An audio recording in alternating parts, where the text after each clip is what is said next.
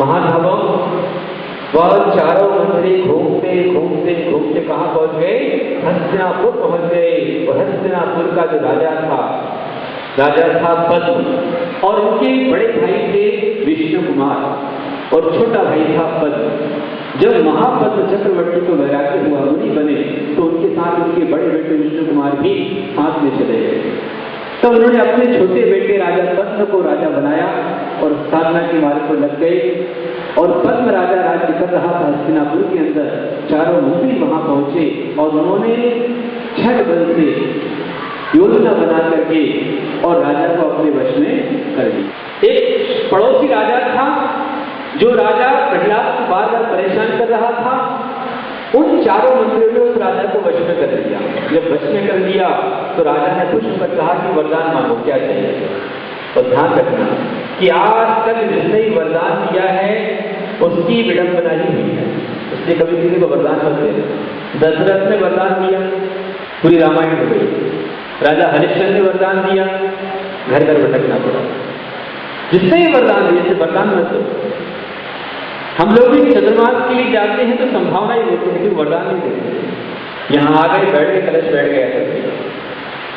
महानुभावों, चारों मंत्रियों ने जब वरदान की बात आई तो कहा कि महाराज ये वरदान आपके पास धरोहर के रूप में रखे, जब हमको आवश्यकता पड़ेगी हम ले लेंगे। धर्म साधना, ध्यान साधना में लीन थे। वहां जब पहुंचे, चारों मंत्रियों ने देखा कि अरे तो वही मुनिराज हैं जिनके ऊपर उज्जैन में हमने घटना की थी, यदि यहाँ के लोग को पता चला तो हम यहाँ भी नहीं रुक पाएंगे, कुछ ना कुछ रास्ता निकालना पड़ेगा। वह बलि मंत्री सबसे बड़ा था, प्रहलाद के राजा पद्म के पास पहुंचा और निवेदन करता है कि महाराज आपने जो हमें वरदान दिया था वो अभी आप हमको दे दें। बोले क्या चाहिए? बोले वरदान के रूप में हमें 7 दिन का आपका राज्य चाहिए। आप अंतःपुर में चले जाएं, हमारे किसी कार्य में दखल न दें और 7 दिन हम राज्य करेंगे। राजा ने कुछ सोचा नहीं, विचारा नहीं। और ध्यान रखना, बिना विचारे जो करे सो पासे पछताए, काम बिगाड़े आपनो जग में हो हसाए। जग में हो हसाए, चित्त में छेद न पावे, खान पान सम्मान रग रात नहीं ना पावे। इसलिए कहीं बिना विचारे मत करना। कोई भी काम करो विचार पूर्वक करो, सोचो विचारों से करो। बिना विचारे जो करता है उसे पछताना पड़ता है। राजा ने बिना विचारे 7 दिन का राज्य ले लिया, अंतःपुर में चला गया। और जब राजा अंतःपुर में चला गया, जब भी राजा अंतःपुर में गया है, अंतःपुर में खो गया है, वहां प्रजा को परेशान होना पड़ा। राजा जागृत होना चाहिए। अभी भारत के लिए एक अच्छा समय चल रहा है। लोग टीका टिप्पणी करते हैं, आलोचना करते हैं, लेकिन मैं जो कहूँ यथार्थ है कि आज करीब 70 वर्ष होने जा रहे हैं देश को आजाद होकर के। अनेक प्रधानमंत्री राष्ट्रपति आए हैं, लेकिन एक प्रधानमंत्री ऐसा भी आया है जिसने कहा कि हाँ कश्मीर पर बात होगी, लेकिन ये कश्मीर नहीं, POK पाक कश्मीर पर बात की जाएगी।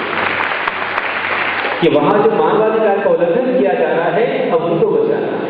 ऐसी बात करने वाला कोई बुलंद व्यक्ति आया है और लोग उससे पूछ रहे हैं कि तुमने 2 सालों में क्या किया। मैं राजनीति में नहीं जाता हूं, लेकिन जब किसी व्यक्ति को 60 साल कुछ करने का मौका मिला, हम नहीं कर पाए, तो कम से कम 5 साल करने का मौका देना चाहिए। नहीं करो, क्या करके देखा, अच्छे व्यक्ति को आगे आने देखो। राजा अंतःपुर में चला गया और बलि राजा बन गया। उसने हिंसा का तांडव शुरू कर दिया। जहां 7 मुनिराज थे, मुनिराज के 4 और उसने कटीली झाड़ियों की बाढ़ लगा दी, ऊंची ऊंची बाढ़ लगा दी। उन बाड़ों के ऊपर कंडे चिपका दिए कि कहीं से कोई मुनिराज दिखलाई ना दे।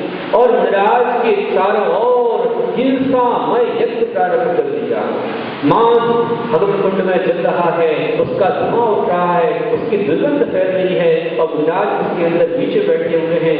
शास्त्र मुनिराजों ने संकल्प कर लिया कि इस उपसर्ग से यदि निवृत्त हुए, उपसर्ग हटा तो ही आहार पानी लेंगे, वरना उपसर्ग पर्यंत हमारे आहार। दूर दक्षिण मथुरा में एक विशेष आचार्य शुद्धचंद्राचार्य थे। उन्होंने रात्रि के समय आकाश में श्रवण नक्षत्र को हिलते देखा। कौन सा नक्षत्र? श्रवण नक्षत्र। नक्षत्र को हिलते देखते ही उनके मुख से रात्रि के समय निकला, हा कष्ट, हा कष्ट, हा कष्ट। पार्थ छिल्लक ये थे, पुष्पदंत छिल्लक। उन्होंने पूछा कि भगवान कहाँ कष्ट है, किसके ऊपर कष्ट है? ऊपर के नक्षत्र को हिलता देखकर की साधना की शक्ति।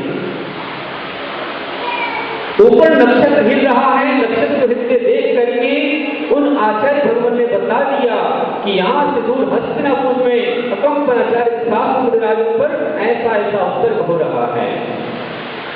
चुल्लक जी ने पूछा कि भगवान मुझे बताएं क्या कर सकता हूं इसके लिए, कोई रास्ता यदि मुझसे हो सकता है तो मैं करूंगा। उन्होंने कहा तुम नहीं कर सकते हो, लेकिन ये यदि उपसर्ग को निवारण कर सकते हैं तो विष्णु कुमार मुनिराज उपसर्ग का निवारण कर सकते हैं। कौन से मुनिराज? कहां है वो? तो कहा वो धरती है, पर्वत पर साधना कर रहे हैं। उन्हें विक्रिया वृत्ति प्रकट हो चुकी है और विक्रिया वृत्ति के बल से उपसर्ग दूर कर सकते हैं। तुरंत पुष्पदंत छिल्लक आकाशगामी विद्या के माध्यम से वहां पहुंचे। विष्णु कुमार मुनिराज साधना में लीन थे, महापद मुनिराज साधना में लीन थे और ऐसी साधना उनकी चल रही थी, ऐसी साधना चल रही थी कि कुछ समय में ही परम ध्यान केवल ज्ञान की प्राप्ति करने वाले थे। लेकिन वहां पुष्पदंत छिल्लक पहुंचे और कहा कि हे भगवान, हे मुनिवर जागिए, हे मुनिवर क्षमा कीजिए, हे मुनिवर आज आपके ध्यान का समय नहीं है, मुनिराजों की रक्षा का समय है। आपसे निवेदन है कि आप अपनी साधना की शक्ति से मुनिराजों की रक्षा कीजिए। मुनिराज ने ध्यान तोड़ा। बोले कहाँ उपसर्ग है? बोले हस्तिनापुर में कंपनाचार्य शास्त्र मुनिराजों को उपसर्ग हो रहा है। तो मैं क्या कर सकता हूँ? कहा कि आप उपसर्ग दूर कर सकते हैं। बोले मैं कैसे कर सकता हूँ? बोले अरे भगवान आपको वृत्ति प्रकट हुई है, आपके पास विक्रिया वृत्ति है, परीक्षण कीजिए। और परीक्षण के लिए जब मुनिराज विष्णु कुमार मुनिराज ने अपने हाथ को बढ़ाया तो हाथ पर्वत को भेद करके आगे चला गया। क्या है? साधना की शक्ति। और साधना की शक्ति से जैन संस्कृति की जो मुख्य इकाई है देव शास्त्र गुरु, उनकी रक्षा के लिए वह तत्पर हो गए। विष्णु कुमार मुनिराज ने उनकी रक्षा के लिए अपना मुनि पद वहीं छोड़ दिया। ऐसा ग्रंथ में आया है। क्या छोड़ दिया? हमारे जैसा हो समझा करे मुनि पद छोड़ दिया। क्या मतलब करने से? ये उनका वास्तव्य है। और देखिए कि यदि भ्रष्ट होते तो रिद्धियां चली जाती, लेकिन भ्रष्ट नहीं है। मात्र मुनि की रक्षा के लिए मुनि पद से काम नहीं किया जा सकता, इसलिए वह छिल्लक जी के साथ वहां पहुंचे और जाकर के सबसे पहले जो छोटा भाई पद्म था उसको डांट लगाई कि क्या करा रखा है। जिस हस्तिनापुर में सर्वप्रथम भगवान आदिनाथ का आहार हुआ है, ये भूमि है जो भगवान के आहार से पावन हुई है। हस्तिनापुर में शांतिनाथ, कुंभनाथ, हरिनाथ जैसे तीन तीर्थंकर हो चुके हैं। ऐसी हस्तिनापुर नदी के अंदर ये क्या चला रखा है? पद्म ने कहा महाराज मुनिवर क्षमा करें, मुझसे छल से उसने ये पद लिया है और मुझे वचनबद्ध कर दिया है। मुनिराज ने कहा कि ध्यान रखो, मुनिराज जब तक अपनी साधना में लीन है, शांत है, तब तक तुम्हारी सुरक्षा है। जैसे घी जब तक शीतल है तब तक घाव को भरता है, यदि घी बहुत गर्म हो जाए, उबल जाए तो घी अंदर तक जला देता है। ऐसे साधु अपनी साधना को छोड़ देंगे तो तुम कहीं नहीं बच सके। उसने कहा मुझे क्षमा करें, लेकिन किसी भी तरह से आप स्वतंत्र हैं और ईश्वर को आप मिटाइए। अब विष्णु महाराज ने एक छोटे से वामन का रूप बनाया, बौने वामन का रूप बनाया, बिल्कुल छोटा था। और वामन के रूप में यज्ञशाला में पहुंचे, भिक्षाम देही, भिक्षाम देही। बलि राजा ने देखा यह वामन बहुत छोटा सा है और भिक्षा मांग रहा है। पूछा, विष्णु महाराज क्या भिक्षा चाहिए? बोले, भिक्षा के रूप में मात्र 3 टन भूमि चाहिए। इतनी सी डिमांड को देख करके वह बलि हंस पड़ा। अरे महाराज, आप जितने छोटे हो उतनी ही आपकी बुद्धि भी छोटी है। अरे इतने छोटे से तुम्हारे ढंग कितनी है, कुछ और मान लो। बोले नहीं, मुझे 3 टन भूमि चाहिए। उसने कहा, मैं संकल्प करता हूं, जल उठाओ। और राजा बलि ने जल उठाया, संकल्प किया जल को छोड़ते हुए कि मैं बलि ब्राह्मण राजा, मैं ब्राह्मण मित्र को 3 टन भूमि देने का संकल्प करता हूं। तो जैसे ही संकल्प किया, संकल्प करते ही विष्णु कुमार महाराज ने अपने रूप को बढ़ाया और ऐसा रूप बढ़ाया कि बिल्कुल ऊंचाई तक पहुंचते गए। और पहला डग उन्होंने सूर्य पर्वत पर रखा, दूसरा डग मानुषोत्तर पर रखा। आकाश में जो नक्षत्र चल रहे थे, सूर्य चांद तारे चल रहे थे, वे आपस में टकराने लगे और सारे देवता एक साथ इकट्ठे हो गए, महाराज के चरणों में आए, त्राही माम त्राही माम त्राही माम करने लग गए। और बलि ने तुरंत उनकी साधना शक्ति को देख करके क्षमा याचना की और सारे देवों ने एक साथ मुरारियों का सारा अवसर वहां पर दूर किया। साधना की शक्ति से मुरारियों का अवसर दूर किया। किसने अवसर दूर किया? विष्णु कुमार महाराज। जिसका मधुर व्यवहार है वो सह का श्रृंगार है, जिसका मधुर व्यवहार है वो सह का श्रृंगार है, जिसका शुद्ध आचार है वह समाज का आधार है, जिसका शुद्ध आचार है वह समाज का आधार है। दिखावटी प्रेम करने वालों की कमी नहीं है, दिखावटी प्रेम करने वालों की कमी नहीं है। जिसके दिल में वात्सल्य अपार है वो मुनि विष्णु कुमार है, वो मुनि विष्णु कुमार है। बहुत से लोग दुखों से घबराया करते हैं, बहुत से लोग दुखों से घबराया करते हैं, अपने पीछे दुनिया को भूल जाया करते हैं। बहुत से लोग दुखों से घबराया करते हैं, अपने पीछे दुनिया को भूल जाया करते हैं। दुनिया में बहुत थोड़े हैं मुनि विष्णु कुमार जैसे, दुनिया में बहुत थोड़े हैं मुनि विष्णु कुमार जैसे, जो मुनि को अवसर को बिठाकर केवल ज्ञान पाया करते हैं, मुनि को अवसर को बिठाकर केवल ज्ञान पाया करते हैं। मुनिराज का अवसर तुरंत वहां से देवों ने सबने मिलकर के हटाया।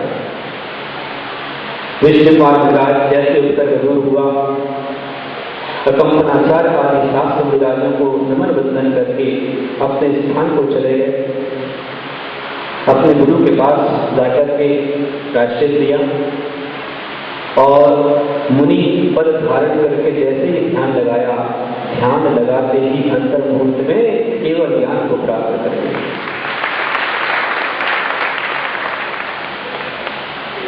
यहां हस्तिनापुर की सारी जनता जब से मुनि पर उत्सर्ग शुरू हुआ उस दिन से हस्तिनापुर के बच्चे बच्चे ने खाना पीना छोड़ दिया कि हमारे नगर में चौमासा करने वाले साधु पर उत्सर्ग है, राजा कुछ नहीं कर पा रहा है और यदि हमारे विराज के प्राण चलेंगे तो हम भी जिंदा नहीं रहेंगे। जब विराज का हार होगा तभी हम शवत खाएंगे। ऐसी तत्पर पर हस्तिनापुर के बच्चे ने देखा। जैसे उत्सर्ग दूर हुआ, उत्सर्ग दूर होते ही पूरे हस्तिनापुर में घर घर में चौके लग गए। चौके लगाने से पहले सारे शावक कंपनाचार्य भगवान के पास पहुंचे, जाकर के निवेदन किया कि हे भगवान, उत्सर्ग दूर हो चुका है, आप संघ को आहार में उतरने की आज्ञा दें। कंपनाचार्य ने नेत्र खोले, देखा तो अनेक अनेक शावक मुनिराजों को होश में ला रहे हैं, क्योंकि धुएं से, मांस और खून के धुएं से मुनिराजों की आंख और कान गले से रुद्ध हो चुके थे। अनेक मुनिराज बेहोश पड़े थे, मूर्छित पड़े थे और श्रावकों ने वहां जाकर के धुआं भी हटाया, औषधि उपचार भी किया, मुनिराज को होश में लेकर के आए। उनकी भक्ति को देख करके अकंपनाचार्य ने बताया कि ठीक है, आप आहार के लिए लेकर जाएं, लेकिन ये सारे साधु, इनके गले अनेक दिनों से इस धुएं से रुद्ध हो चुके हैं, इसलिए सारे साधुओं को आप आहार में खीर का आहार कराएं। कौन सी खीर? आवाज नहीं आ रही। कौन सी खीर? सेवैया। रक्षाबंधन पर्व मुनियों की रक्षा का पर्व है, संस्कृति की सुरक्षा का पर्व है। ध्यान रखना कि यदि आपकी संस्कृति की सुरक्षा है तो ध्यान रखना कि जब तक मुनियों की सुरक्षा है तब तक आपकी संस्कृति सुरक्षित रहेगी। और यदि मुनि सुरक्षित नहीं है, जिस दिन मुनि धरती पर नहीं होंगे उस दिन सारी संस्कृति समाप्त हो जाएगी। तुल्य पुण्य के ग्रंथ में आया हुआ है, जब तक मुनि है तब तक अग्नि है। मुनि है, मुनि की बदौलत ही आपको रोटी खाने मिल रही है।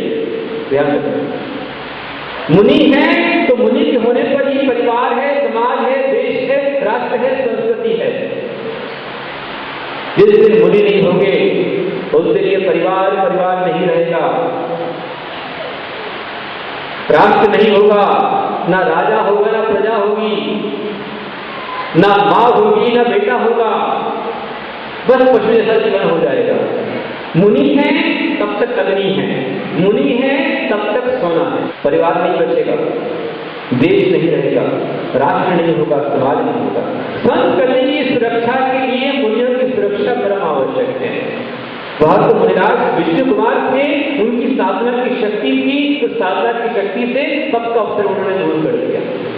वरना श्रावक, यदि उस समय हस्तिनापुर का सारा समाज, सारा श्रावक हजारों की संख्या में थे, यदि वे सारे के सारे जागृत होते और जाकर के सारी बाढ़ को वहां से हटा देते और राजा का सामना करते, हो सकता है उत्तर वहीं पर दूर हो जाता। कौन उत्तर दूर करने आया? मुनि ने ही मुनि का उत्तर दूर किया। हमारे तीर्थों की रक्षा मुनियों ने की है, हमारे शास्त्रों की रक्षा मुनियों ने की है, संस्कृति की रक्षा मुनियों ने की है, मुनियों की रक्षा मुनियों ने की है, श्रावक की रक्षा मुनियों ने की है। इसलिए हर एक श्रावक रक्षा बंधन के दिन कि मुनि ही हमारी धर्म और संस्कृति की रक्षा करते हैं, इसलिए अपना रक्षा बंधन का एक सूत्र मुनि की राखी की पीछे में बांधता है। आचार्य भगवान की आज्ञा हुई। अब भक्तों ने प्रश्न रखा कि हे भगवान, आज एक समस्या और खड़ी हो गई है। बोले क्या? बोले आज हस्तिनापुर के जितने श्रावक हैं सबकी भावना है कि हम साधु को आहार कराएं, हर घर में चौका लगाएं। चौके लगे 1000 और मुनिराज कितने हैं? 700 मुनिराज हैं, चौके 1000 हैं, हजारों चौके हैं, तो सबकी इच्छा कैसे पूरी हो? उस समय अकंपनाचार्य भगवान ने हस्तिनापुर के अंदर बताया कि जिनके भी चौके लगे हैं और जिसके घर में साधु आ जाए तो वो साक्षात साधु बाहर देवे, और जिसके घर में मुनिराज नहीं पहुंच पाए वह अपने घर में मुनिराजों का चित्र बनाए, मुनि का चित्र बनाए, नवदा भक्ति करे और नवदा भक्ति से उनको आहार दान दे।